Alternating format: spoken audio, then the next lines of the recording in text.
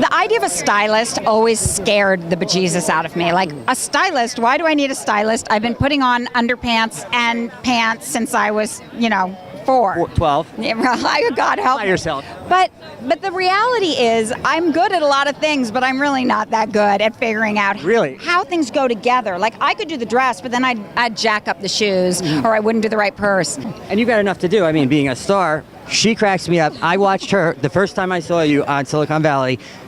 I said, I've worked for people like that. How did you, that character? For you, I feel sorry for you if you've worked for me. You just feel like I can't do anything. There's no reaching this person, and they're just in their own world. How do you get in that own world? Lori Bream is she's a math girl. She comes from a math background, so she looks at everything through a grid of numbers and statistics and things like that. There's no human effect or element. Yeah, I mean, she really doesn't allow personal preference to kind of and her heart to play a big role in her decision making.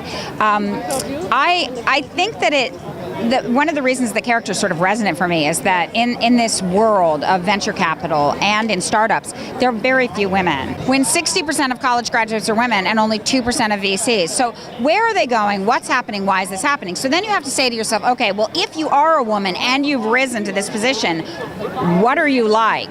And the answer is, you're probably different from a lot of other people.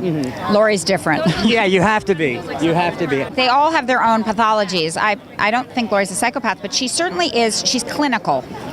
She's clinical. She needs to meet someone a couple times a week. I like clinical. That's the most polite way of saying anything. I love Lori. How did you get that role? When you auditioned, were they like, can you be this?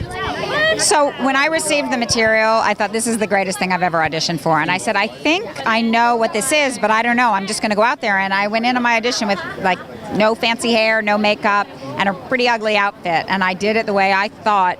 I tried to live in her.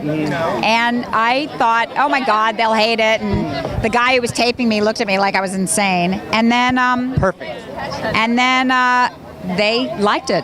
So I was really lucky. I'm a lucky girl because I think I have the best job for a woman over 40 in Los Angeles. I get to work for HBO.